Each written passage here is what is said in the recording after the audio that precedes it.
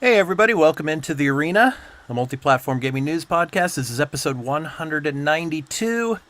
I'm your host, Expat, along with my co-hosts, Burley of Burleyman Gaming and Leah the Hatless. So, Burley and Leah, we're very close to Halloween.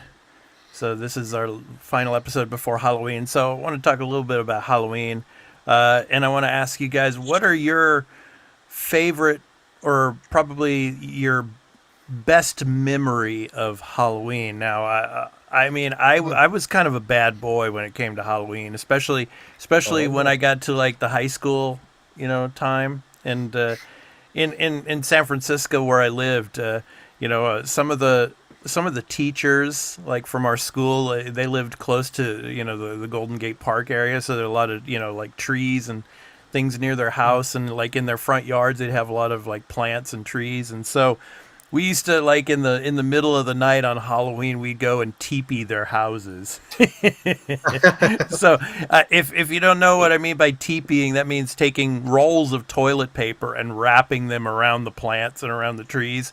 And so in the morning dew and everything, it's so difficult to clean it up, to clean it off the trees and everything. So yeah, I was kind of a bad boy during Halloween. But yeah, I mean in college, playing basketball and all, me and the teammates and some other friends in the sororities and the fraternities, we'd get together and have like a Halloween party and watch movies and things like that. So cool stuff. So for Leah out there in Madeira, what are your best memories of Halloween? I mean, Halloween here isn't really a thing. Like, for me, it is because we had English and they always did like activities and things related to the Halloween because it is a tradition for English. Um, Basically, in here, our tradition is like the day afterwards, Okay, which is basically the kids go trick or treating. right. They go ask for the, pampurdeuos, which is a little bag. So they give chestnuts and candy and all things to celebrate like the coming of fall. So that's our celebration here. It's like a Christian Halloween, if you will. Right, I right. love Halloween. Like I watch scary movies. I already decorated my house this year. I always Hmm. have a blast. Last year, some kids around the neighborhood came trick or treating, and we gave them a couple of candies. Oh, it Uh, was fun. Burley, let me guess. During Halloween, when you were a kid, you dressed up as a Pokemon character. actually, no, I didn't do Pokemon. Really? I did Harry Potter. I Oh, did really? Power Rangers, Oh, and Nice, did a nice. yes. dinosaur. Those are some of the ones I do remember. But to your Yeah, thing about TPing earlier, I yeah. don't know if you watch us. It's either the first or second season of King of the Hill. It's Oh, called yeah, Paying Respect. Hank teaches it to Bobby. Let's yeah, go yeah, pay respect to Dale's lawn. good stuff, good stuff. No, I just for Halloween, I just remember going to Hattonfield, getting a James T. Kirk mask, a butcher knife, and Nice, nice. I had a friend. I had a friend that used to dress up like as like a lumberjack guy, oh, and he nice. would wear a mask, and then he would have like a big Oh, flashlight, right? And so when the trick or treaters are coming down the street, he'd follow them like he'd slowly follow them from a far distance, and then he would start getting faster and faster and catching up to them, and the kids would like be literally screaming and running, and then he would catch one of them, and then he would take the mask off and show that he was the next door neighbor of the kids. Yeah, it was so funny. Yeah, good Oh, stuff. nice. Oh yeah, it's a good that's stuff. Good stuff. crazy. Classic. Yeah, when I was trick or treating, I would dress up as like Batman or like Spider Man. So Nice. and one year, of course, because I was I loved Japanese culture, obviously growing up. That's why I'm out here. I mean, but I dressed up as Ultraman one year. So yeah, it's Oh, good stuff. nice. Oh, Yeah, cool. good stuff. Good So, stuff. so for this year, are you going to become Jin Sakai? No, I was thinking of no, I was thinking of doing one of the Yakuza characters, maybe, but that's probably not a good Ah, you're idea. going as Yagami. Nice. Yeah, like at the schools, and yeah, probably not a good idea. But yeah, it's like, well, last year I dressed up as Iron Man, so yeah, Nice. at the school, so, yeah, so the junior high kids were like, "Whoa," so it was interesting. It was good stuff. That's Yeah, it. the high school kids, they're just like, huh. You know, it's like cool, Yeah, whatever. they're like they're too cool. Yeah. Well, it's funny. It's like, like when I was, when I was in the States, it was funny. Like the trick or treaters, like at around 5 o'clock, you get the really, small, like kindergarten kids and everything, really, really cute, and then as the night progresses, then they get older and older, and by about 9 o'clock, that's when like the high school kids are like banging on the doors and stuff. And by that time, I would be out and I'd go to a movie or something. I was like, no candy, I just post a note on the door. Sorry, no candy. Go to the next place. You know. So, Oh, that does remind me of something when I yeah. was in like 8th grade Mhm. trick or treating with two of my buddies. Yeah. There was a note on the door of the one house, and they just had a giant bowl of candy and said, "Please take one." Yeah. So I think the three of us, we just took the thing, dumped it into our sacks, just Right. Right. Like, like that. Yeah. So I mean, but Well, if you're gonna nowadays, do that, please take one. No, yeah. no kids are following that unless they're really little with their parents. Yeah, yeah. But nowadays, I think in the States and probably in Canada, I don't know about Madeira, probably not in Madeira, Leah, but like in Canada, it's probably the same. A lot of the kids and the parents are going to the shopping malls and doing the trick or treating rounds, and usually in the middle of the shopping mall they have like some big setup like a haunted house or something like that going on. So yeah, good stuff for the kids. And for all of you kids that are watching this episode, we got a great episode of video game news for you. So, yeah, we're going to be talking about PlayStation exclusivity. We're going to be talking about Lego Horizon, Vampire Survivors, Burley. Vampire Survivors and the Castlevania DLC. We're going to be talking about that. Assassin's Creed Shadows, more issues pertaining to that, unfortunately. Monster Hunter Wilds. We're getting an open beta, so what to expect? We'll talk about that, and then Call of Duty Black Ops 6, Black Ops 6 is out now.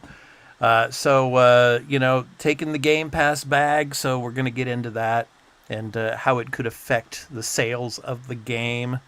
So yeah, getting into all of that. So yeah, so please join us in the chat, of course, for the discussion. So we're really looking forward to it. So first up, let's go ahead and get to the first story. So this is from Jez Gordon over at Windows Central, and I just want to announce that Jez is going to be coming on our show here, the Arena Multiplatform Gaming News Podcast, for episode 200, which is going to be coming in December, I think around December 21st or so. So Jez is going to be a guest here on the show, so we're really, really looking forward to having him on the show. So anyway, he wrote this story over on Windows Central. So PlayStation tried to lock a major third-party game into an exclusivity deal, but the devs said no. So this is from him over at Windows Central. So let me go ahead and get that started here. So basically, this is about Crimson Desert. So it's basically an upcoming action adventure title from a Korean-based developer called Pearl Abyss. And it looks really great, and I'm going to show some of the footage here after I finish reading some of the article for you. And the game was announced for Xbox Series X and S, PlayStation 5 and PC. But it looks like there's like another timeline where Xbox would be excluded, it seems. So let me go ahead and read some of this. On paper, 2024 looked like it might have been a light year for PlayStation. With few first-party titles on the docket, 2024 looked as though the lion's share of first-party exclusive game launches would land for Xbox Series XS instead. The great battle of the high-end consoles. Reality, however, hasn't exactly panned out that way, thanks to some savvy timed exclusivity deals across games like Final Fantasy VII Rebirth, Silent Hill 2, Black Myth Wukong, and Stellar Blade. PlayStation was still able to boast an incredibly strong lineup of exclusive titles for its core fans. PlayStation's Concord might have been a uniquely spectacular failure, but Helldivers 2 and Astrobot have more than made up for it. Conversely, Xbox first-party efforts like Hellblade 2 and Starfield Shattered Space launched to mixed opinions, while other games like Ara History Untold have skipped Xbox altogether so far. Microsoft has also seen other titles like Avowed and Towerborn pick up delays into 2025. Xbox has had its own wins, though, but more on that later in the article, which I'm not going to read on. But he goes on to talk about this exclusivity deal that PlayStation was trying to make with Pearl Abyss and with the Crimson Desert developers. However, they shot it down. So the question that Jez gets to is, should Xbox, try to play the game that PlayStation is playing when it comes to trying to lock down exclusivity deals with developers and publishers.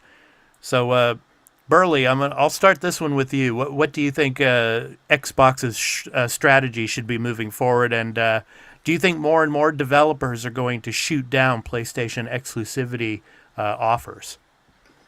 Yeah, see, the Microsoft strategy, Microsoft's in a really weird position here because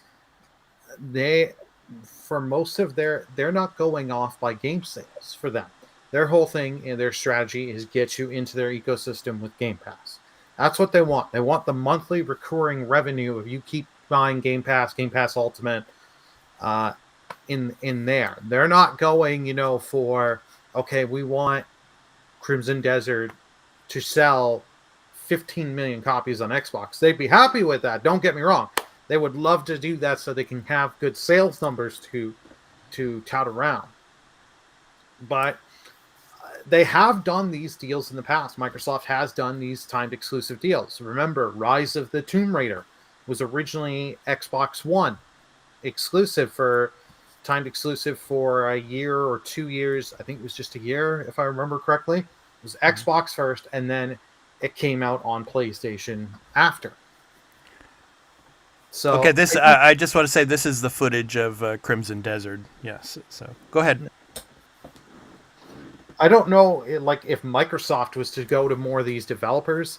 Yes, Microsoft has the ability to write the bigger check than PlayStation does. I think we can all agree on that. I don't know if they would sit there and write that check because they're going to want to write the check because they're going to be writing the check anyways. If they want the game badly enough, they'll be writing a check anyways to be like, we want this on Game Pass. To get this on Game Pass. Yeah. I just think it goes against Xbox's current strategy of play everywhere. So especially like Indiana Jones, it's coming out soon. It's coming out in December. I mean, that's going to be coming to PlayStation. Not day one, but it'll be coming like a couple of months later. So, I mean, their strategy of play everywhere, that would just go... If they were to turn around and start trying to make exclusivity deals with, these other big game publishers and the developers, I think that would go against their current strategy, and it would probably backfire on them. Yeah. So, Leah, your thoughts? Yeah, and like the last Xbox exclusive kind of didn't sell as much as expected, right? Senua's Sacrifice, I think, wasn't it? Like reports saying like the sales weren't that great and it was just only on Xbox. So I don't know if they have the leverage to kind of pull off an exclusive like that. They have enough people that would kind of justify having exclusive, because then it would be released on Game Pass day one, maybe. Or you think a title like this would only be like the premium Game Pass and everyone else would have to buy the game. Yeah. I just want to read from Jez's article here that he also puts in it for example, the discussions that took place between the developers and or the proceedings between the developers and with PlayStation. So, quote, "We at Pearl Abyss spend a lot of time considering our release strategy. Sony has essentially seen the entire game and expressed interest in publishing it. offering several favorable terms. If we had gone with Sony as a publisher, the game would have been exclusive to PlayStation for a year, with no release on Xbox, and PC distribution rights would also belong to Sony. Despite these restrictions, Sony's marketing power and various unique incentives were appealing. However, after reevaluating the expected sales and revenue sharing structure, we decided that self-publishing would be more beneficial. It's 99% certain that we will publish the game ourselves. So, yeah. Yep. And even for Sony itself, it's not as like profitable as it used to be, you know, like there's a whole thing about Final Fantasy not selling as much as it used to in the past. So, and you know, with Sony also porting some of their own games to PC, it doesn't really make a lot of sense to just do an exclusive to a console.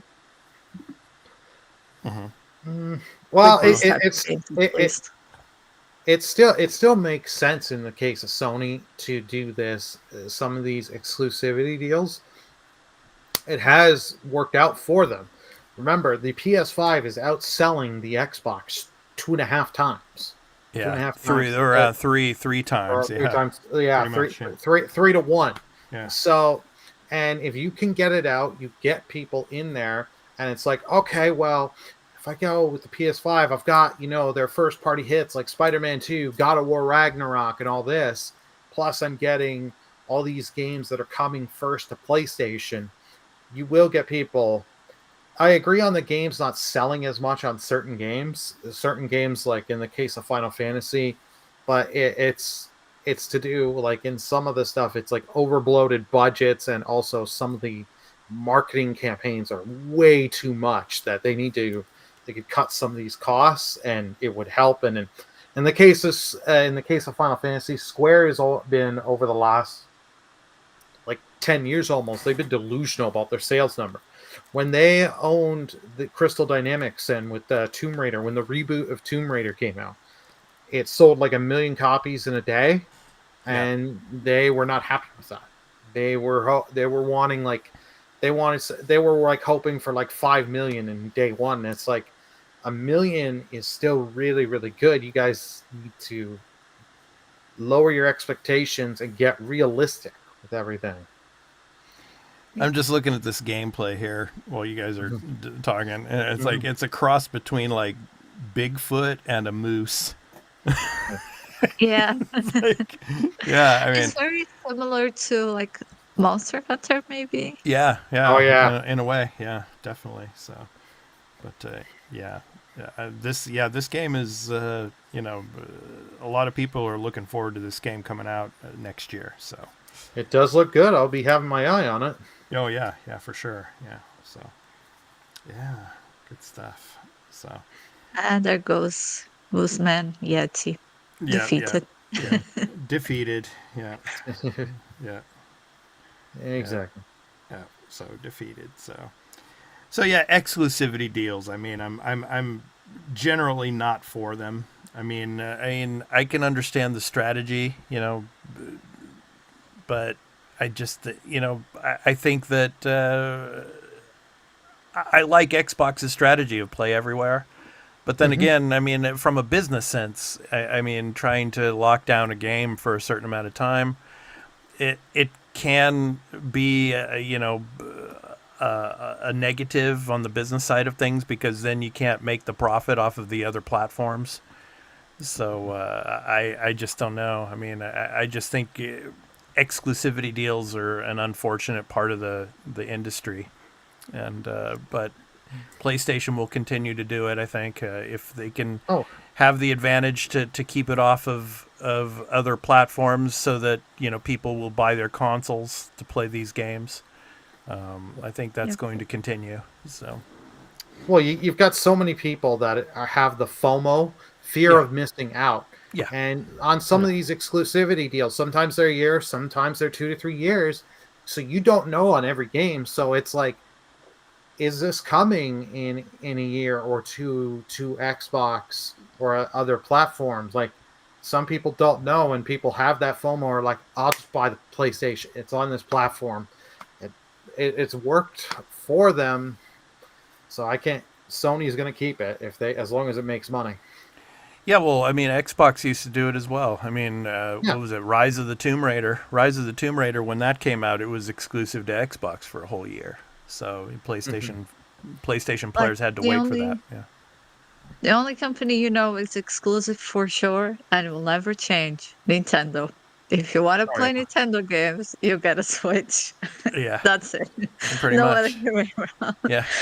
Well, Yeah. because honestly, some of those games, I mean, can't run on the Switch. I mean, when it comes to the graphical fidelity and the Oh, the AAA games, they just can't run. But you know, the Switch games obviously would be able to run on other platforms. But yeah, you're right, Leah. Nintendo would never put Mario and Zelda like on Xbox or PlayStation, in that sense. or even So, PC.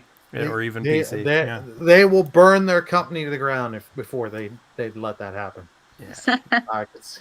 Yeah. Did you hear the story? And shout out to our friend Genki over on X and Twitter. He came out with a story about that came out about the Nintendo Museum, and there was some foreign visitors that have actually been going in there and trying to unplug some of the the Oh classic yeah. systems to see if there's like an emulator and everything. And it's like, yeah, I mean, come on, man. That is so rude. Like, Yeah. what do you mean? These Yeah. people don't go to museums. You don't mess with the exhibitions. No. You Yeah. just- Yeah. Yeah. There's two things behind it. Like, it is very rude and disrespectful. You do not do that. Yeah. You do not do that. But Yeah. these people that are doing it, they're all mad because Nintendo recently has really ramped up their against simulators and Yeah. really against cracking down on that.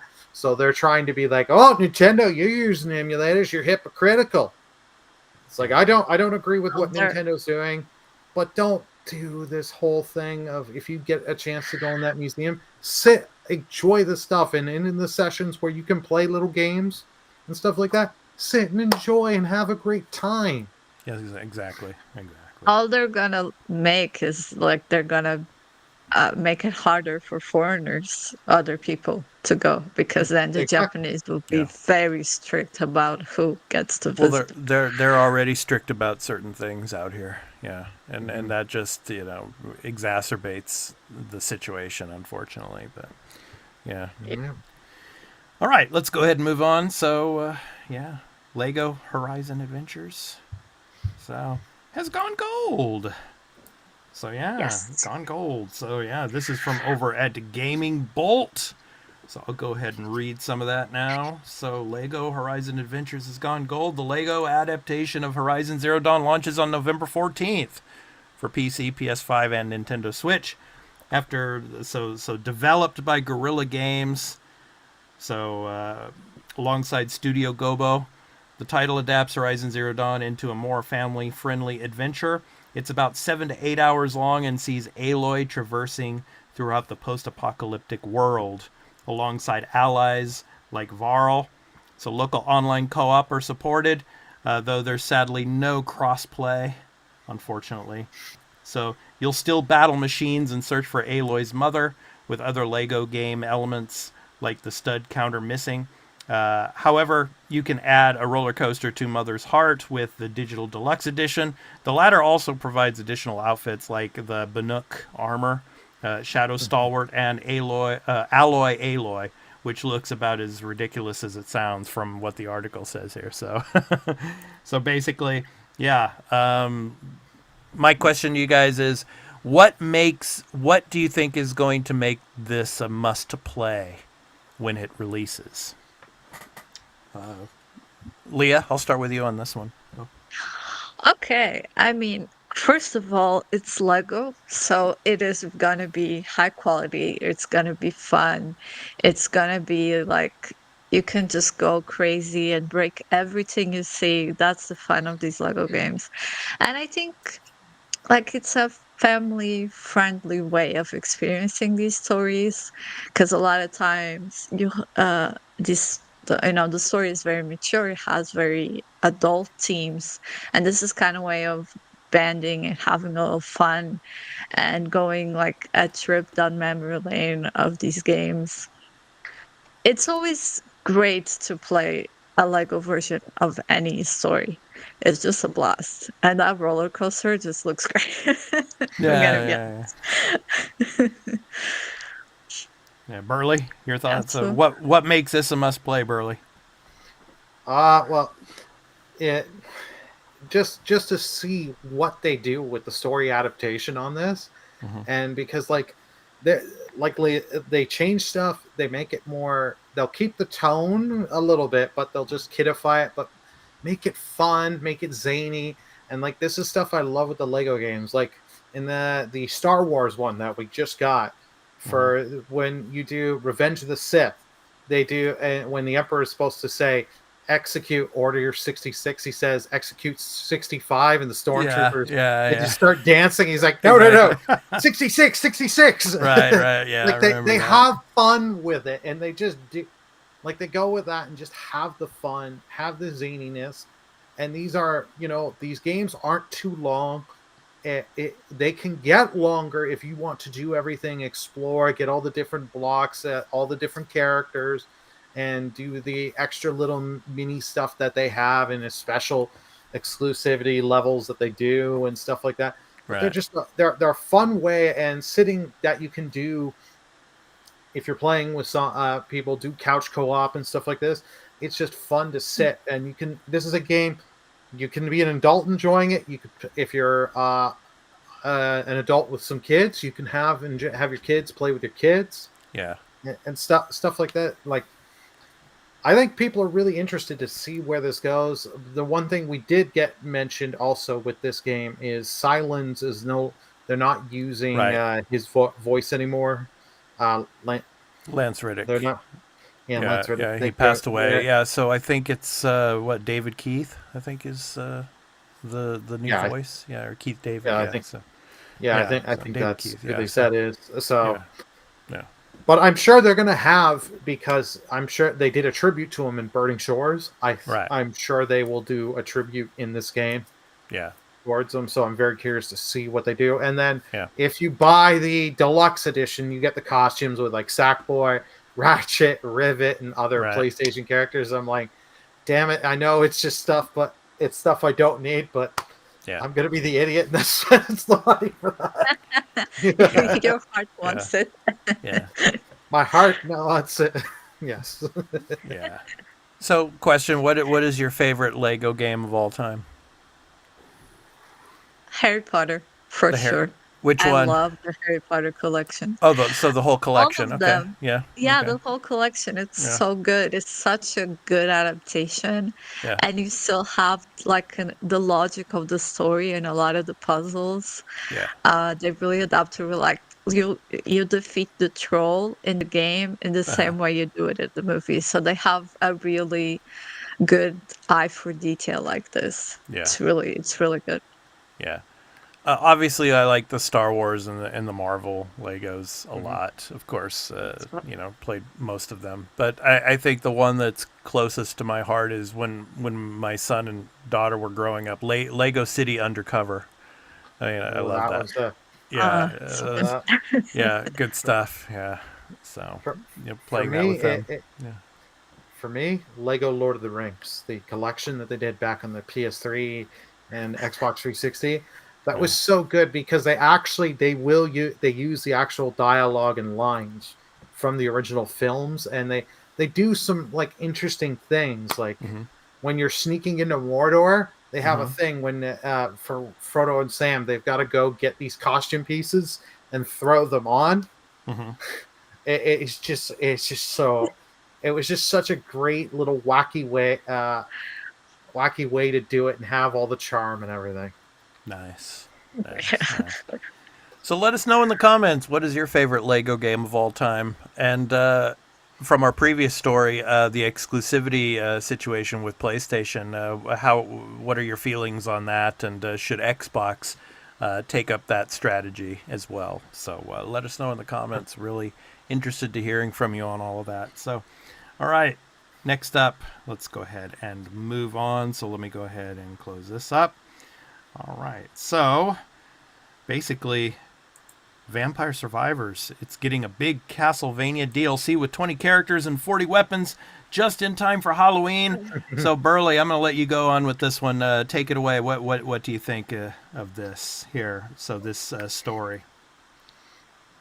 Oh, I love this. Like I love Castlevania. I love Vampire Survivors. It was only inevitable that we're going to get this. Like, this game is addictive. If you need a game, if you've got like, this is perfect on any platform, but if you have it on the Steam Deck, you have a Steam Deck, this is one of these games you just need to pick up because it's cheap, but it's so much fun.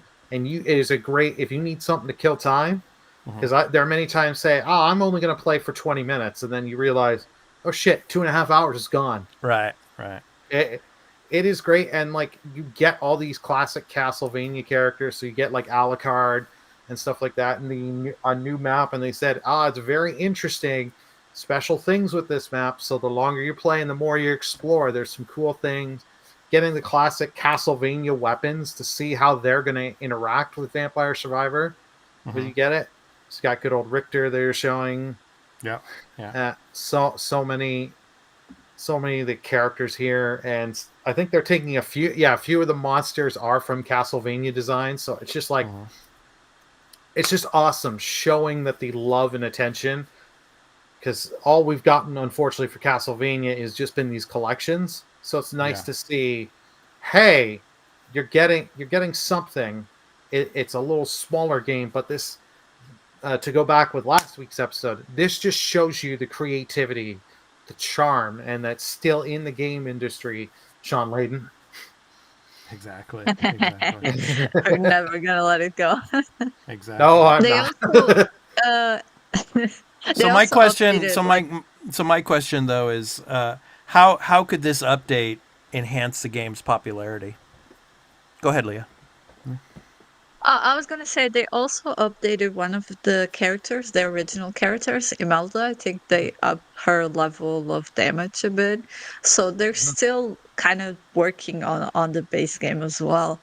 And I think it could really be like the kickoff, because Vampire Survivors has been incredibly talked about and famous, and people are like, oh, never gonna give it a chance, but now it has Castlevania. So maybe I'll give it a try. And the price is so low. It's like $4 or $3.99 or something like that. That it's almost like a must try. And I think it will call some people, especially around Halloween. It's the perfect game to kind of play with friends. Yeah. It's good stuff. Alrighty. No. So Yeah, that's one thing. Like, the pricing, they nail the pricing on this. Like, the game itself, you can get that game. I've got it cheap. Like, it's a cheap game, base cost, but you can get the game. Like, if you really look, I can get it at times for like $3 Canadian, just the base game. There's a tons of DLC, but like, if you bought everything, you'd maybe spend $20 with all the DLCs and all the different maps. And I can tell you from my own experience, you'll have easily over 100 hours worth of content if you play all the DLC and everything. You get the bang for your buck. I think this will, because it's coming Halloween, and the for people that are gaming on a budget, you get more if you're into this game. It'll keep the game alive. The game is still alive and doing well, and so it'll keep it in people's minds. Yeah, especially at this time of the year. I mean, it's a perfect timing. So, great stuff. Alrighty. Okay, so next up, let's talk about some, more sadder news. It depends. I mean, if you're an Assassin's Creed fan, if you're a fan of Ubisoft games and all, but unfortunately, the stuff that's going on here. So, Assassin's Creed Shadows Early Access officially canceled as Ubisoft drops Collector's Edition price by $50 amid delays and scrapped Season Pass plans. So I'm going to go ahead and talk about that here. So this is from over at Games Radar. The Assassin's Creed Shadows Collector's Edition will no longer offer early access to the game, with the edition's price dropping in $50 as a result. So, in a post on Discord via IGN, Ubisoft confirmed that several factors, including the Assassin's Creed Shadows delay, the cancellation of its planned Season Pass component, and the removal of the 3 days of early access planned as part of its original November 15th release date, caused the $280 price tag to drop to $230. While, quote, the content will mostly remain as initially advertised, some design elements may change, end quote. Ubisoft confirms buyers of the collector's edition are still set to receive the game itself alongside multiple art pieces, collector's items, and a statue of the game's protagonist. And thank goodness, not a statue of the broken Tori. Thank you very much. Please do not do that. You will offend Japanese culture more than you already have. So, yes. So my question to you guys is, could this get any worse? I'm really worried that this game is going to tank. Because of all the factors that have happened thus far. I don't even know if it's going to get out, before the summer next year. I mean, or even, in the second or third quarter of 2025. Burley, your thoughts? Yeah, I understand, and I'm with you on being worried about this game. But they have said they're going to now release it by the end of their fiscal year. Their end of their fiscal year, if I'm not mistaken, ends at the end of March. So they may change their tune as we get closer to in early next year.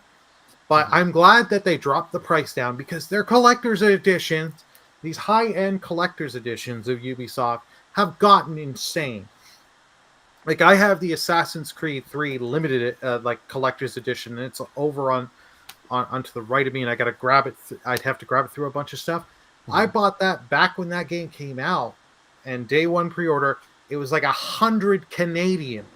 Yeah. Canadian.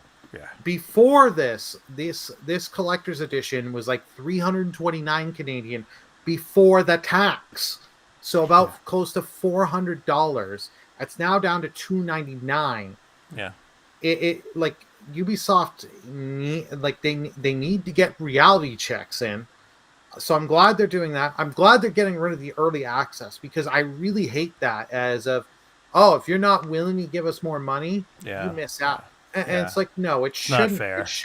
It shouldn't be that. Like, if you want to, because they always have to have 5 different editions of the game and stuff. Yeah, it should be, okay, you got the base edition of the game. Okay, if you want the steel book and the art book with it and an extra skin, sure. And then I hate that. I hate that. It's just that's their way of making additional profit, unfortunately. Yeah. I agree with you. Like, I wish they would just put the focus in. It's the game. That's all you get, and then put all the focus into the game. Like this game, we've talked at length. Like, I'm worried because there's stuff that looks appealing, and then there's stuff that isn't, and then they were supposed to show more of this game off. They said, no, we can't, because of all the heat with the Tory Gate and all the other stuff they've done. It's like, I think the peak of Assassin's Creed was Odyssey. I think that's, and then it started to plateau, unfortunately. I mean, Odyssey was my favorite Assassin's Creed of all the Assassin's Creed games. I mean, and now I don't know where this game is going to go. Everybody wanted a game in Japan, but with all the controversy online and everything with Yasuke and some people not wanting him in the game and all, and then Ubisoft backtracking and saying, okay, we're going to, try to change some of the historical elements of the game and the character elements of it, which means the developers have to put a ton more work, they're in crunch. In crunch at the moment as it is. It's an unfortunate situation, but then, a lot of the Assassin's Creed games, when they first come out, there's a lot of issues. There's glitches and bugs and everything else. I mean, just you can name Unity as one of the biggest examples of that, but It's yeah, not just exclusive to Unity. right, Syndicate I brought up. yeah, That was where I dropped Syndicate, off with the series. I uh-huh. recently went back and finished the game, but like Yeah, Syndicate, hmm, when I played the game at launch hmm, and early on in the first couple of days, there were hmm, problems with the checkpoints and missions. It would yeah, tell you get a checkpoint, you die, or if it was one of the missions where if you got saw it finished you, the yeah, checkpoint didn't work, and you have to restart. And when there are the longer missions, hmm, you're just like, give me a break. yeah, Yeah, but they also said it's key gameplay elements. It's like, no, you wouldn't be yeah, delaying if you're going to polish key gameplay to make it be like it was originally coming November, February. And it's like, yeah. yeah, this is Especially the co-op elements that they were trying to reinitiate into what they did with Unity as well. man. So I don't know, man. Well, they came to this too late.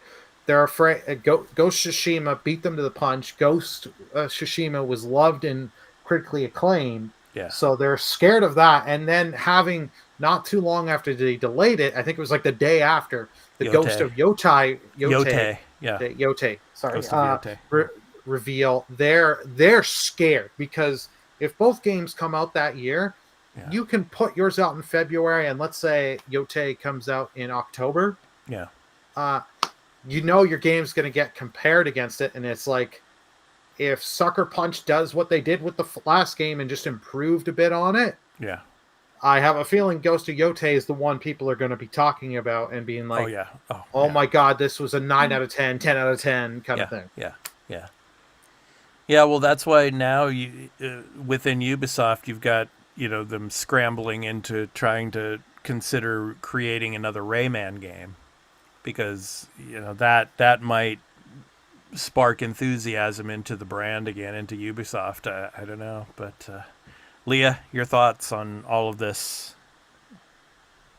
I mean, I'm kind of having the feeling that they're just not canceling this game because they can't.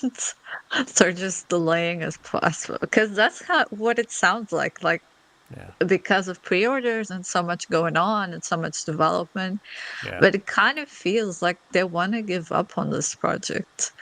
I Well, mean, they especially it canceled sucked. pre-orders. Sorry for yeah, interrupting. They yeah, canceled all the Yeah. pre-orders because pre-orders were low. They right. realized it came out and said, yeah, the pre-orders were low, so they canceled the pre-orders because people weren't excited. Yeah, and before you go on, Leah, I just want to say, out here in Japan, typically Assassin's Creed has not been it hasn't been a popular series when it comes to the games being played out here in the East. It's more of a Western style of game. So I don't think it's going to get much traction at all out here, really, in Japan. I mean, just from where I am out here, Ghost of Yote will though, because it's Yeah, PlayStation, for sure. obviously, because of the PlayStation brand. But go ahead, your thoughts. Yeah. So No, it's just, I mean, I wasn't really gonna add anything new other than Ubisoft is in real trouble. Like, I don't know. We'll see what happens in next month, but it's not looking good for them at this moment. yeah, Yikes. and then you have the Tencent, the possibility of them buying out the company, and we'll see what Yeah. happens with that. But yeah, yeah, not looking good. I want it to be good though. I want it to be Yeah, good because yeah, I love Assassin's Creed. Assassin's Creed is one of my, besides Tomb Raider and the Uncharted series. The Assassin's Creed is one of my top franchises, and I want it to succeed.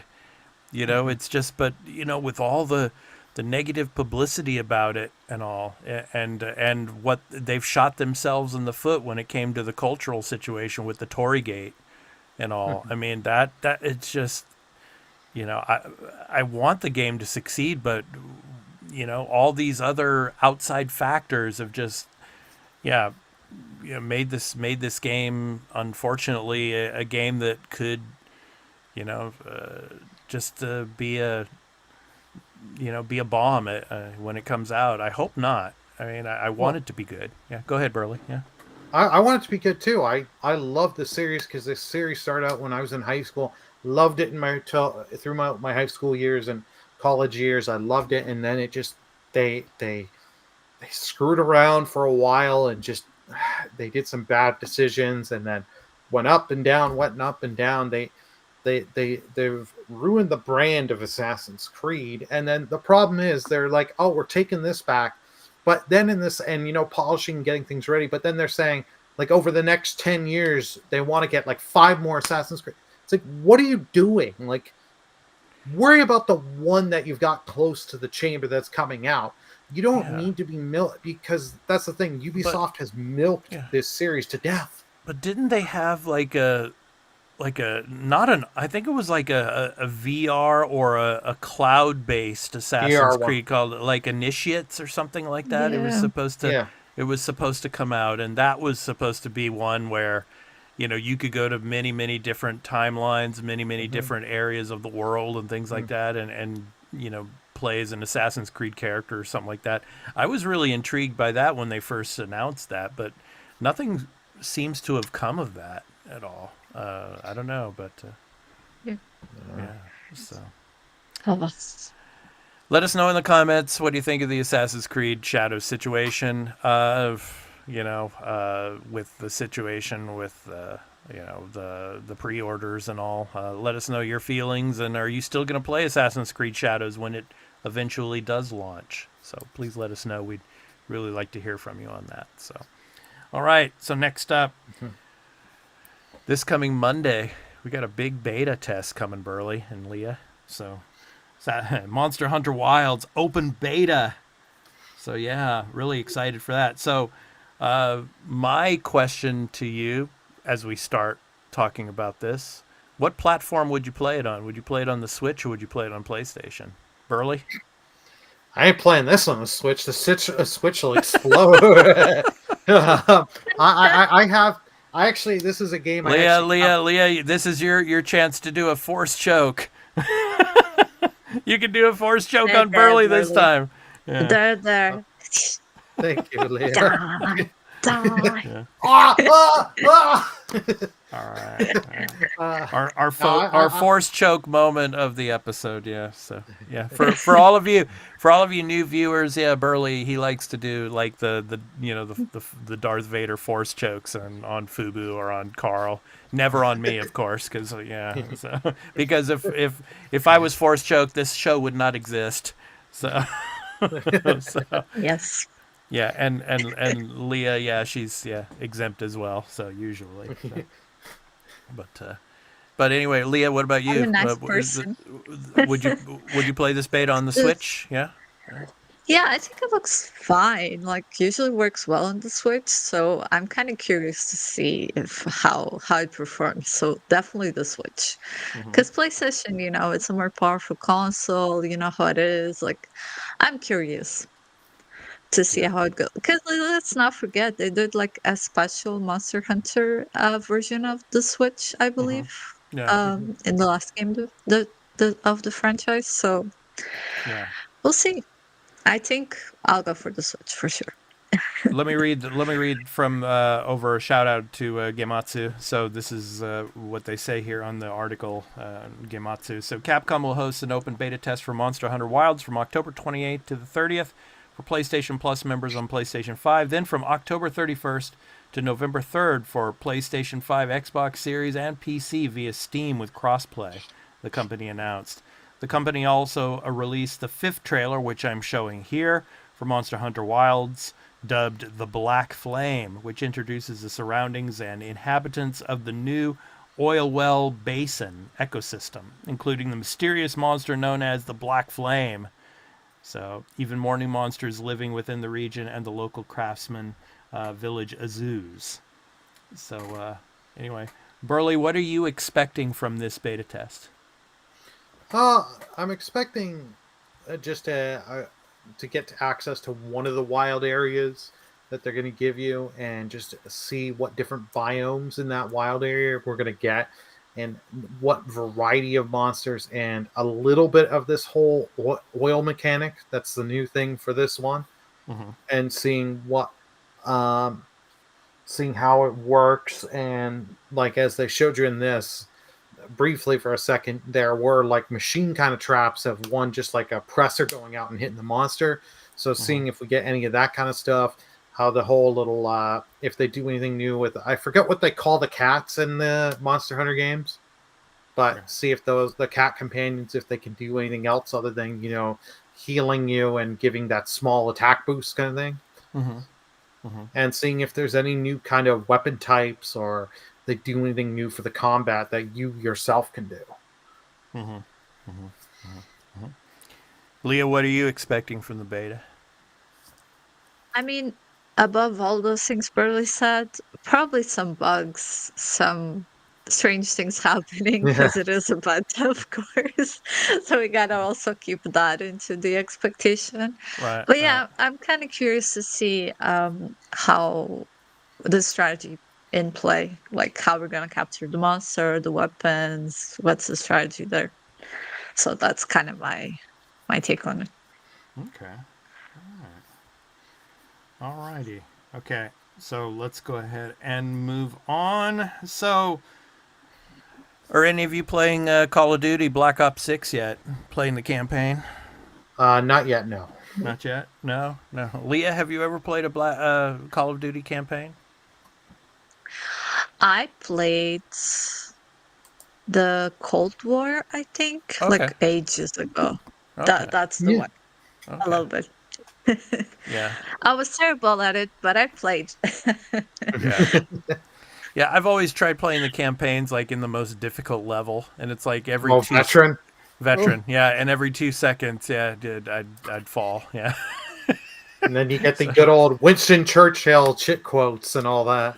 well, I mean, yeah, just like one level. I mean, it would take me Oh. probably like 3 hours to complete because, yeah, or longer because Mhm. I'd die like over 100 times. But why Oh, not? You I know, bet. why not? I mean, it's like, yeah. So yeah, gotta keep my reflexes, in sync and all. So all right. So anyway, analysts are suggesting that Black Ops 6 could lead to between 2.5 and 4 million new Game Pass subscribers. This is over at Video Games Chronicle. I'm gonna go ahead and show that here. So let me go ahead and read some of this for you. So this is from Video Games Chronicle. Game Industry Biz asked a number of leading analysts how they felt the release would impact on Game Pass subscribers. While the answers varied, the consensus was that the rise would be in the millions. So, Ampere chief games analyst Piers Harding Rolls told the publication that he felt that the release of Black Ops 6 would result in a 10% increase in the number of Game Pass Ultimate subscribers, meaning around 2.5 million new signups.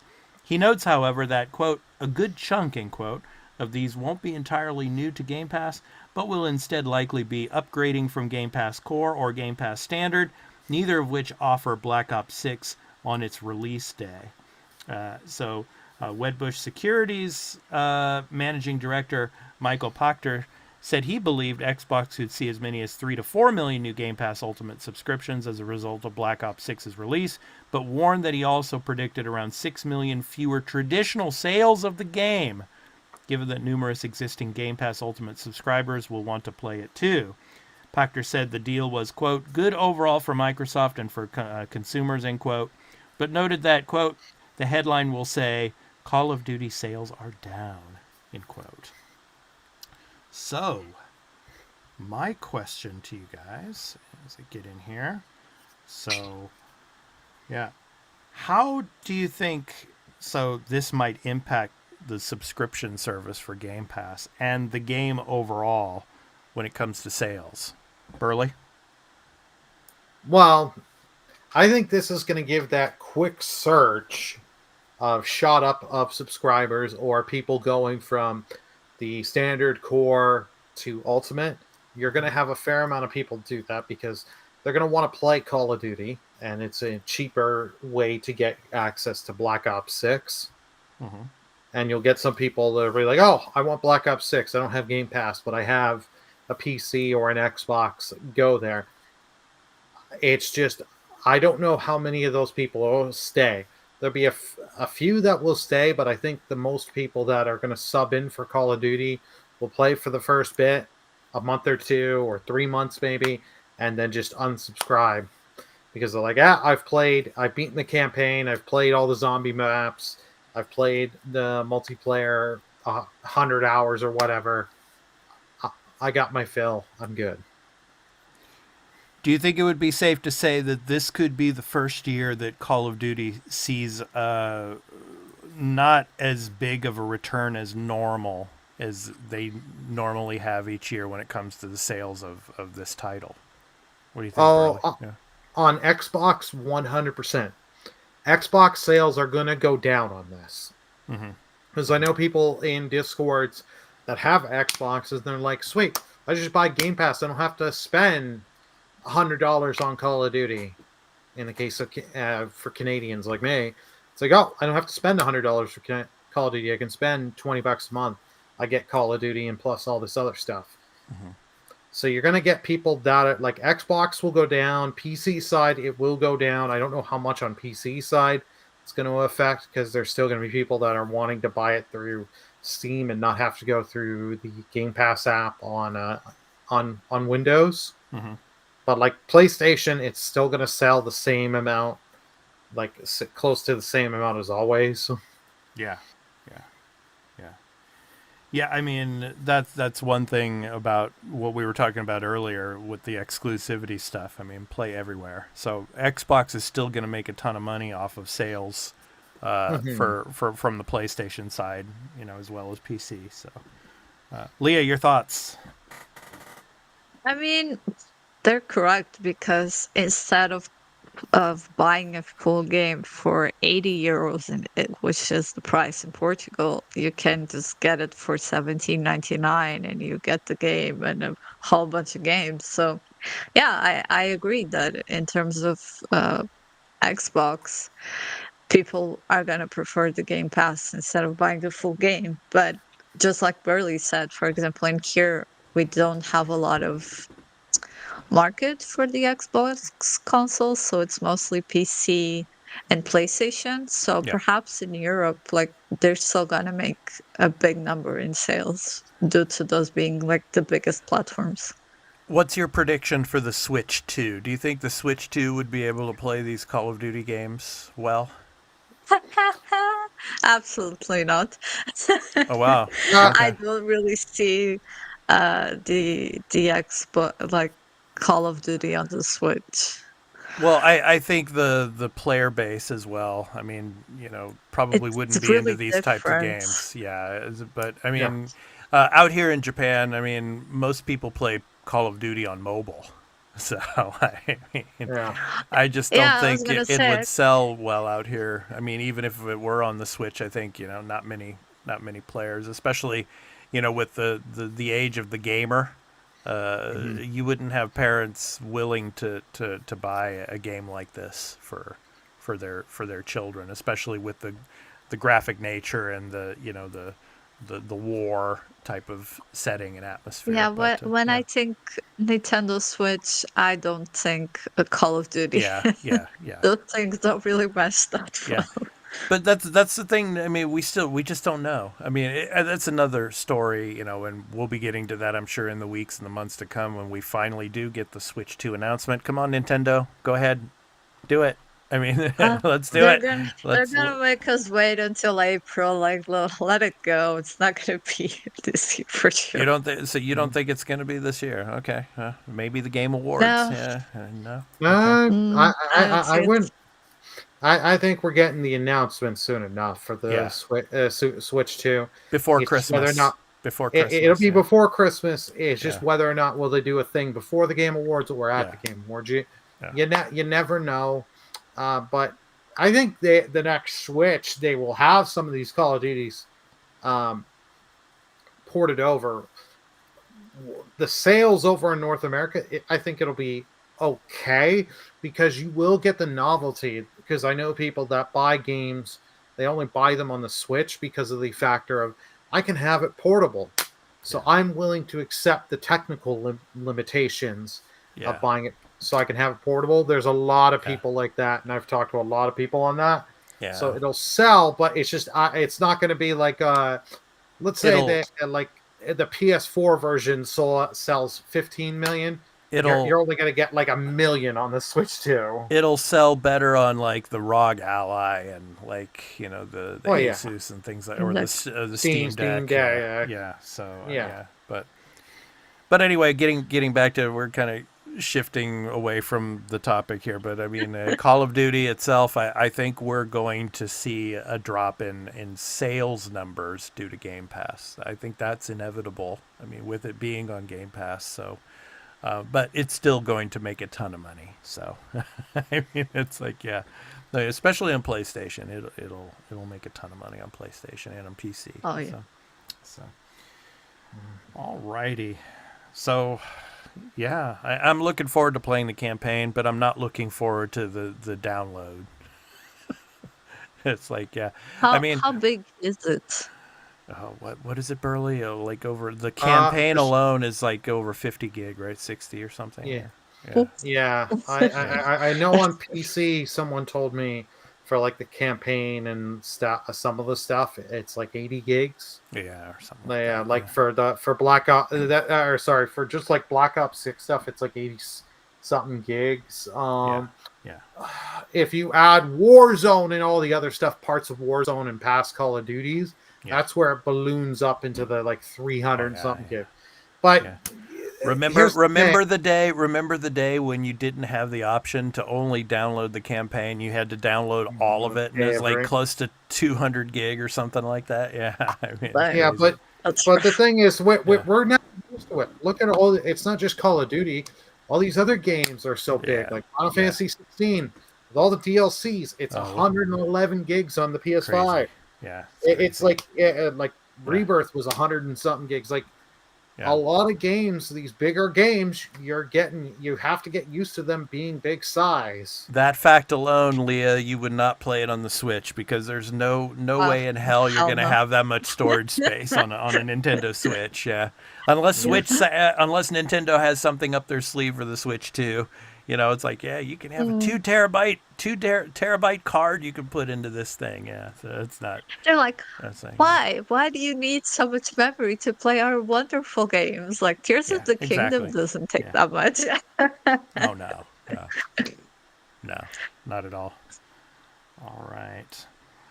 Okay, so now it's time to get to our new picks. From releases.com, our picks of the week. So each and every week, we choose a game from releases.com where you can check out all the new games that are releasing this week and through November, December, and into 2025 and beyond. So releases.com.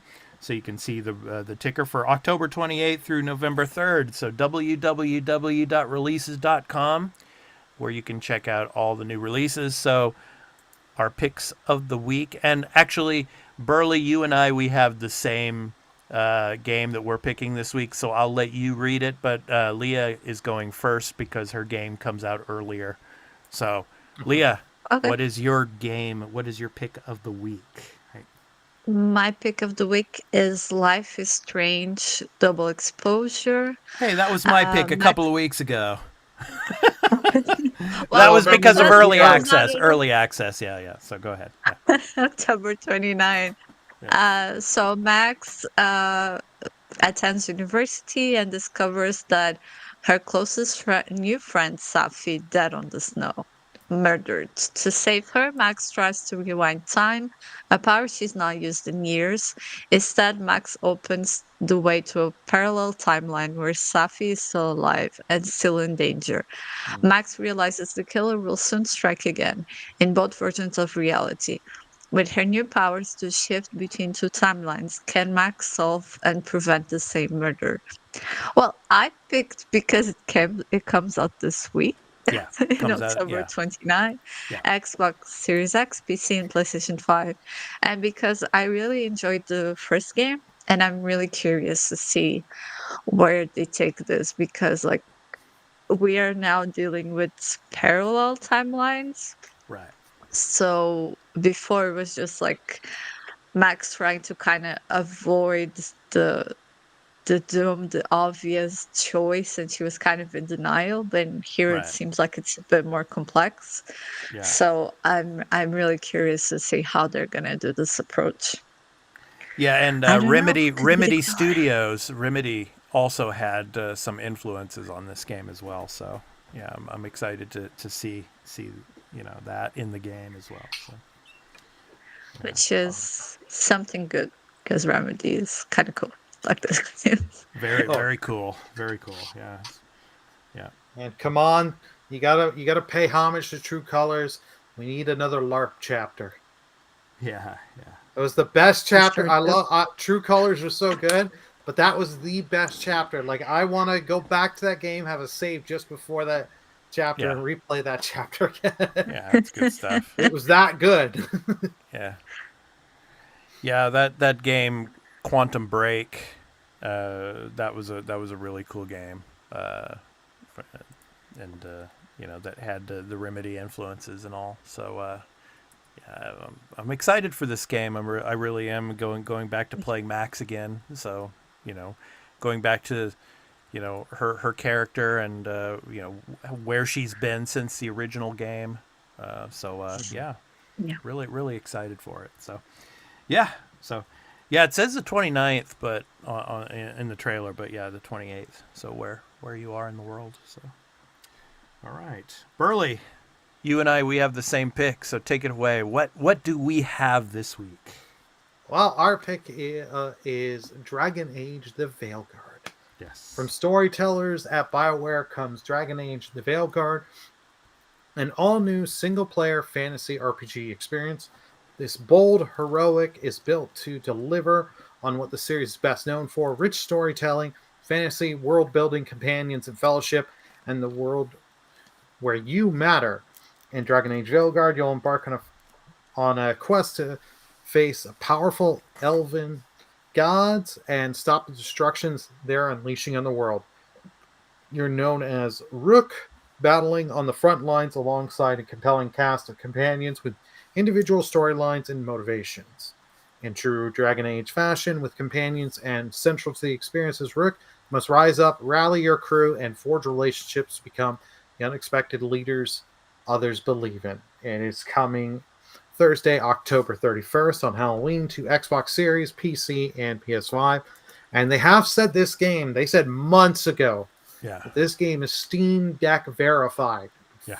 So I'm gonna pick this up. The plan is to pick this up on Steam. I'm waiting on CD keys because CD keys usually goes live and you can save a little money on Steam. Yeah. Games that way. Yeah. So this I'm very interested to see. Like they've said they're going more level based areas instead of giant hub worlds and stuff, and which has me interested because it's like, as I've told you, said many times, huge giant open worlds. Every time I see that, I want to roll my eyes because it's like there's 10% of it's good in the content you care, then 90% of it you're like, ugh. Why is this here? Yeah. So more structured environments gives me a better chance. And I'm really curious, since this game has been in development forever. It was originally called Dreadwolf. Yeah. So see what they've learned from other Dragon Age games, and see you've got characters coming back from 1, 2, and Inquisition. So yeah, it's been so long since Inquisition. I mean, over about 10 years now. So yeah, it is. It's coming up to 10 years on the date because Inquisition was 2014. Right. So, yeah, I'm excited for it. I'll probably, I'm kind of, in between whether or not to play it on Xbox or on PlayStation. I don't know yet. So depending on, the time that I have. So, but I'm excited for it. I'm looking forward to it, and I'm really excited to hear your thoughts and on how it plays on the Steam Deck. So I'll be interested to see. So yeah, Leah, any thoughts on Dragon Age: The Veilguard? No, my brain is empty. It looks good. curious to see Bradley's review because I'm betting he's gonna have one, right? Oh yeah, For yeah. When that Dragon. when oh yeah, I definitely will. Um, it may just take me a bit. Like I may make a quick little video on the Steam Deck, just saying, here's just a quick video of it showing it on the Steam Deck, and then do a proper review a little after because this is a long game. It's going to take me a while to get through, and I Yeah. don't want to I just bet. be like, here's the first 2 hours. My experience is the game is good. We'll try and Yeah. be The quite a perfect bit review, in. Burley. Yeah, just the game is Yeah, good. Play it. Yeah. End of play it. review. Yeah. Buy from our affiliate link in the below. Exactly. Yeah. Yeah. Well, speaking of links in the ticker below, of course, www.releases.com. You can check out all of the games that are releasing this week and into November and beyond at www.releases.com. So go and check it out. Yeah. So we're just about in November now. So We're yeah, almost out of Broketober. almost out of October. So yeah, Almost. good stuff. Yeah, looking forward to it. So looking forward to November, yeah, as well. So all the games coming out then. All right, so it's time to talk about the Arena Productions programming notes. So, of course, each and every week, we towards the end of the show, we go over some of our other content here on the Arena Productions. Obviously, we are not only just a video game channel. When it comes to video game content, we also do science fiction and entertainment content as well here on the Arena Productions. And first up, I have for you my. This was at New York Comic Con, so we get a glimpse of the first episode of Star Trek Strange New Worlds Season 3. Ooh. So if you want to check out what happens in that, there are spoilers, of course, but if you want to check that out, you can check out my video here. So yeah, so hyped for that. And as well, we got a little bit of a look at the very first episode of Lower Decks as well in that video clip there. So please check that out. So Strange New Worlds. Yeah, and I have to say, they show over like 2 minutes of the first episode of Strange New Worlds Season 3. So good stuff. And if you want to know what happens in that cliffhanger, what happens in the very, very, first seconds after that, with the Gorn, check it out. So yeah, it's good stuff. Mm-hmm. So really, really excited for Season 3 of Strange New Worlds. And of course, now Star Trek Lower Decks is out, Season 5. And yeah, we'll be talking about that in a second. So next up, my Episode 7 review of Agatha All Along. So please go and check out my review of that. So it was a really, really good episode. And this coming week they're showing the final 2 episodes. Episode 8 and 9 are going to be combined. So, which comes out on the 30th. So I'm looking forward to doing my review of that and throwing it up here on the channel for you here on the Arena Productions. So yeah, good stuff.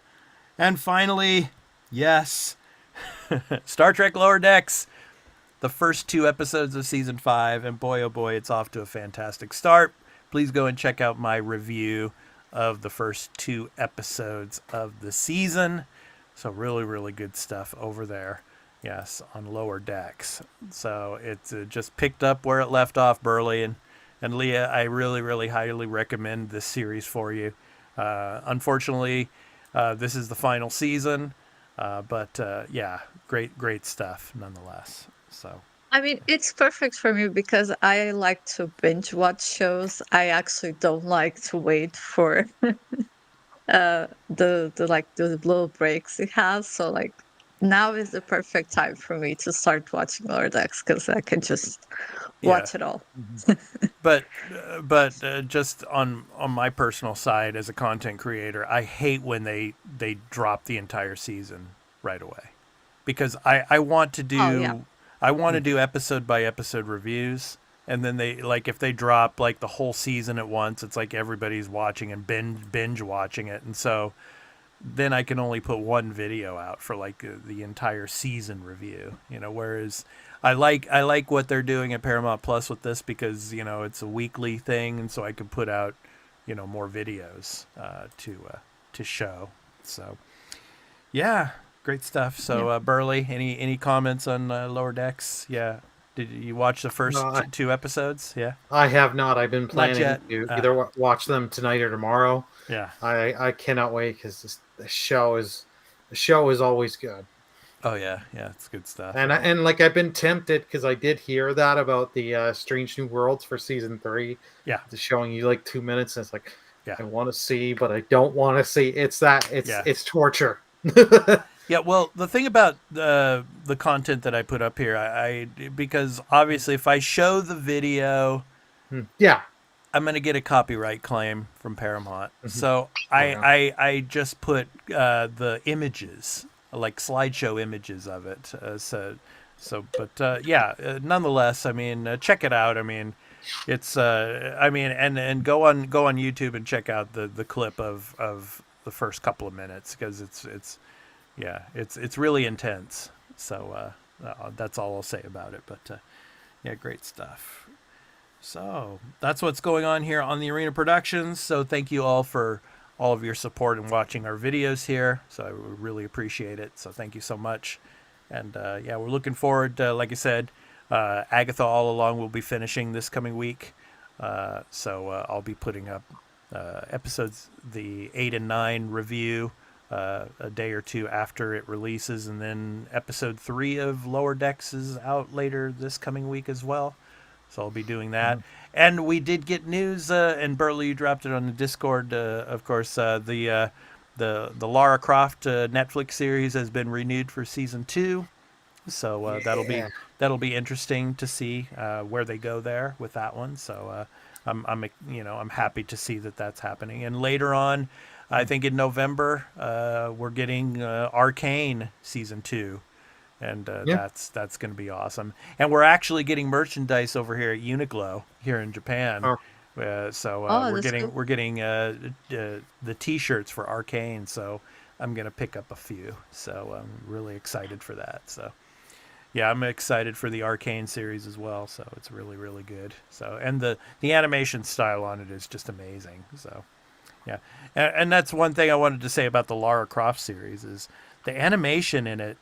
It really, Burley, reminds me of the X-Men animation, X-Men 97 type of animation. Oh yeah, yeah, so. yeah. The animation was very well done, very high quality. I really did enjoy the that series, and it's like I'm so glad it got renewed for a season 2. I cannot wait. But I have to say though, not as good of a quality as the Arcane animation. The Arcane animation is just just really, really super. It's really good.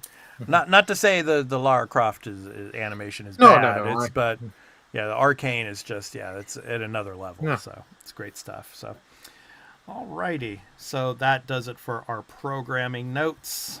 Okay, so now it's time to talk about the games that we're going to be playing this coming week. I'm gonna play the Call of Duty campaign, Black Ops 6. I'm gonna play some of that. And I'm gonna on the PlayStation side, I'm probably gonna download and try the beta for the Monster Hunter Wilds. So and hopefully have a few things to say about that. So Burley, what are you gonna be playing and streaming this week? I'm gonna be starting up Alien Isolation. Okay.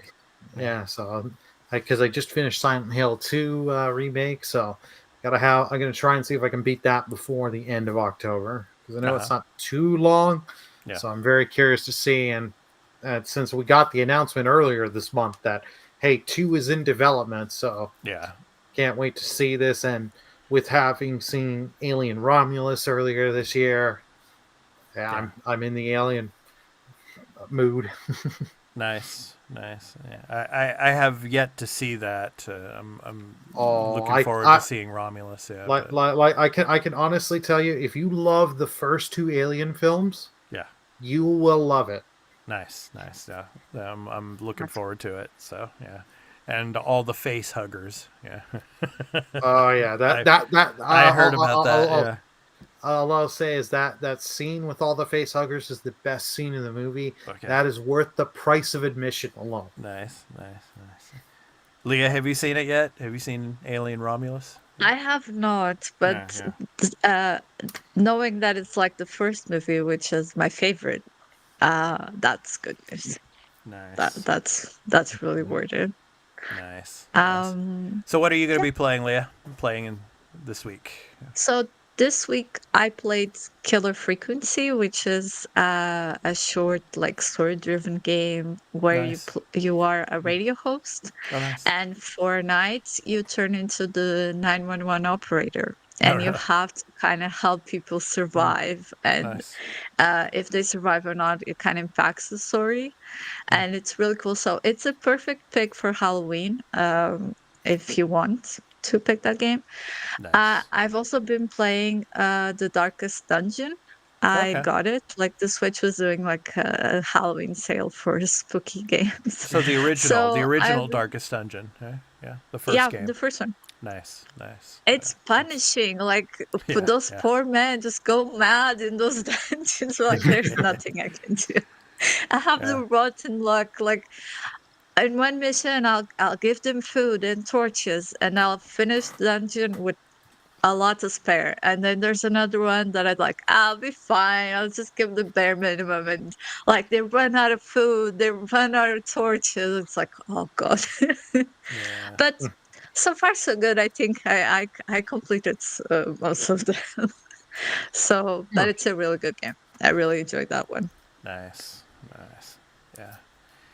So yeah, Alien Isolation, Burley. Yeah, hide in the in the lockers, and don't say anything because they'll hear you. Oh no, Yeah, just keep changing your pattern, because if yeah, you Yeah. only yeah, hide in lockers, yeah, he's gonna find you. yeah. And the robots too. Yeah, watch out for the robots. Oh yeah, Yeah. the robots are The robots. tough. Yeah, they're tough. Yeah, they're tough. No, okay. Alrighty. So yeah, Halloween, guys, and I'm sure there's going to be a lot of Halloween streams and Halloween games being played. And Phasmophobia. It's also Oh yeah. coming back. Yeah, A lot out of there. people So have been playing for sure. yeah, so good stuff. All right. So, I mentioned this earlier in the episode, but I just want to let it be known again that episode 200 that we're planning for the final episode of this year should be on the 21st of December. We've got some pretty big guests coming on the show. We've got Jez Gordon from Windows Central. We've got Lord Cognito from the Iron Lords podcast. He's coming to join us, and we have some other guests as well that we will be naming later on. So really, really excited for that. And want to thank all of you again, of course, for tuning in. And of course, those of you that don't watch us live, of course, video on demand, we thank you so much, and we thank you for your support. And please leave us some comments. We'd really like to hear from you on the exclusivity situation with PlayStation, with the Monster Hunter Wilds beta, with the Lego Horizon Adventures coming out. Are you excited for that? Assassin's Creed Shadows, are you still going to be playing that when it does eventually release? And Call of Duty Black Ops 6, do you think Game Pass is going to affect sales? What are your thoughts on that? Let us know in the comments. We'd really like to hear from you, so thank you so much. All right, so to end our show, it's time for our Indie Recording Artist Spotlight. So each and every week, we spotlight a musical indie recording artist and their music, and that music is played in the outro here.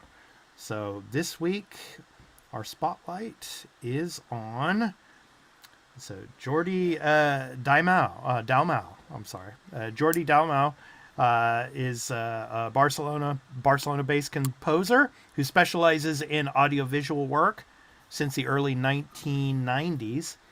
He's been working on a wide variety of projects, including advertising, TV themes, feature films, exhibitions, corporate videos, and more. He combines this work with his other more experimental music projects.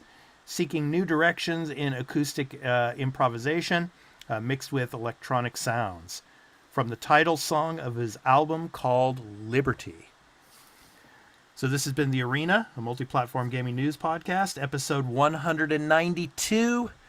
I've been your host, Expat, along with my co-hosts, Burley Burleman Gaming and Leah the Hatless. We hope to catch you in the next one. And for all of you that are going to be going out for Halloween, please have a safe and exciting Halloween.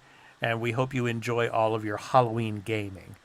So take care, everyone, and we hope to catch you next week. So every Saturday, 2 p.m. Pacific time, 5 p.m. Eastern time.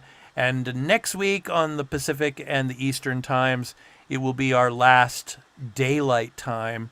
And then the week after, we'll be switching to standard time. So, yeah. So, but for all of you out in Europe, I think your time zone has already, it will be changing. I think today. I think that's right, Leah. I think today So or yesterday. tomorrow. Tomorrow. Okay. So Tomorrow. tomorrow. So, So next week's, yeah. Go ahead, Leah. yes, Yeah. tomorrow I'm gonna sleep 1 more hour. Yes. Right. Oh, nice. Right. Right. Right. So from next week, Leah, in Europe, the podcast will be starting what, an hour later, I think, or an hour earlier. Which one? Yeah. An hour earlier. So Earlier. I think Yeah. 9, but 9 p.m. We'll check. Okay. Yeah, probably Okay. 9 p.m. Okay. So anyway, we'll be keeping you all informed. So anyway, thank you all so much, and we hope to catch you next week. So have a great week of gaming, everyone. Peace out.